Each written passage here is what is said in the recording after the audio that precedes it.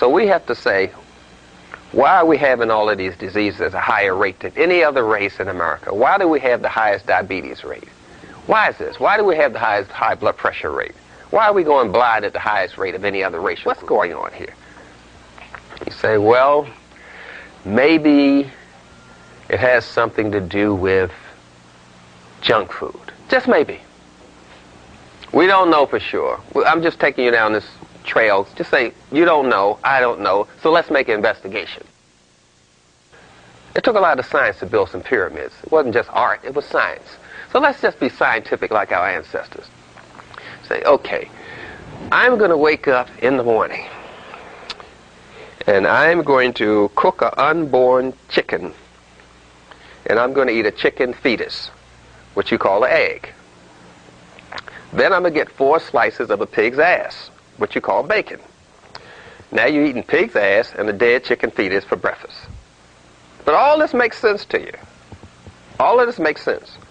Now you say, well, I got to fry this stuff. I mean, really, I got to fry this bacon. I got to fry these eggs. I got to fry this stuff. So you're getting down to some basic little fundamental research. You say, well, if I fry it and if I have some hash browns and the potatoes are made out of water, and I learned in school that water and oil don't mix, so what happens when you mix water with oil and put it in your body? The body says, well, I'm either going to digest the oil or I'm going to digest the water, but I'm not going to do both of them. So the body heats up, tries to break down this oil, which it cannot break down because the oil was made at a temperature of 212 degrees Fahrenheit, and your body temperature is only at 98.6, so your body can't break down the oil, so it just gums up your cells, make them stick together. Then you get a false sense of energy from eating this hash browns, the chicken, if you're eating chicken. I'm calling it chicken, but you like to call it an egg. Let's just be real. It's a dead fetus of an unborn chicken. So you're eating unborn children, using your body as a cemetery, wondering what's going on. So you say, well, maybe my ancestors ate this stuff. So you look around and you look at the pictures, say, no, I don't see any pictures with this. A glass of milk. Now we got to heat up the milk because you don't want bacteria in it. So you heat it up over 212 degrees Fahrenheit. Now it becomes white plastic pus. So you got a glass of pus, 4 slices of a pig ass, a dead chicken fetus, some potatoes mixed with oil, and a glass of orange juice, cooked orange juice, which turns the sugar into orange juice, white sugar, which causes diabetes. Now, you eat all of this stuff together, which doesn't go together, but we was shown a picture in school with all of these foods together, and they told it was the food chart. We saw the eggs with the milk and the orange juice. You remember that picture? Oh, yes. You know who promoted that picture? The dairy company. They said, let us put the picture in the school. So we know that this picture is framed in your mind.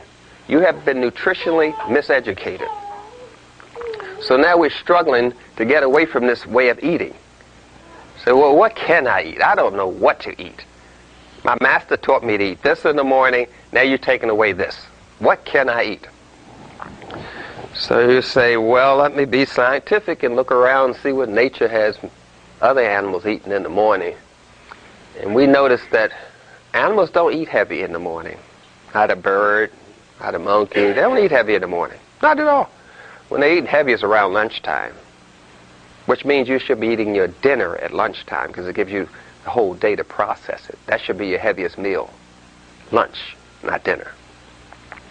So you say, well, wait a minute. It's more to this than just that. I have a craving for this stuff. I am addicted to this food. I'm totally addicted to this food. And what has caused me to be addicted to this food is the food's ability to destroy melanin. That's how drugs work.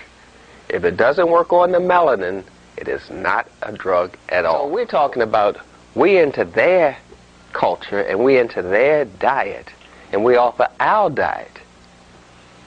So we're out of their mind. We're eating from their mind, and we're out of our mind. That's a problem. So we got this melanin, and we know that everything is working to destroy it. The cocaine, the nicotine, the caffeine, the white sugar, the bleached white flour, the salt, everything is working to destroy the melanin. That's how drugs work. But we got to empower ourselves some kind of way to take this a little bit serious here. You don't want to go out the way you're going out. You weren't born with all of these diseases, born losing your teeth, dandruff, funky feet, skin breaking out, 1 turd a week, which comes out of your behind as a senior citizen.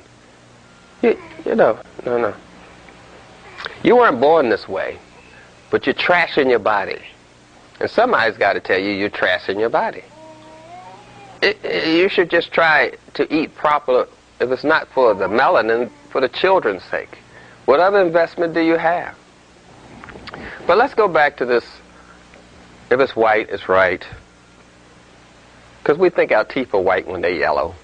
So we get toothpaste to try to bleach our teeth white when bones are yellow. Anyone takes anatomy knows that. So this thing is really embedded in us to destroy our melanin. We don't want the dark meat, the ghetto meat of the turkey. We want the white meat. Yeah, this thing is thoroughly embedded in you. Some of you even got a master's bedroom. Negro, how can you have a master's bedroom? Yeah. In little ways, we are buying into someone else's diet. But we do know wherever Europeans go, they take their food. Prove me wrong. If they're in China, there's Coca-Cola, there's Starbucks, there's McDonald's. Wherever they go, they take their food. Isn't that something? Wherever the Chinese go, they take their food. So we got to get a grip and understand more about the scientific part of being black. It's not that you were in Africa for 4 million years and you stayed there so long your skin turned black. That is a theory. Of course, if you were in Africa and you turned black from being in the sun so long, then all watermelons should be black. Oranges should be black. Apples should be black. Leaves should be black. So we know we're operating on a whole lot of myths.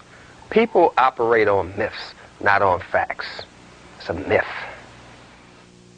NutraSweet fires off the nerves so much that they burn out and you end up with lupus and Alzheimer's. Yeah, all that's caused by aspartame, which you call NutraSweet. Lupus, Alzheimer's, Parkinson's. Sugar causes that too. Parkinson's, Alzheimer's, nerve damage we call it. Cataracts, glaucoma, high blood pressure, hyperactivity. All that's caused by white sugar. But we say a picture's worth 1,000 words, so we say, okay, what can be wrong with this? It is white. And if it's white, it's pure. So what's wrong with it? And you say, wait a minute. Everything that seems to be causing me problems in my life seems to be white. White sugar, white salt, but since it's white, it's pure.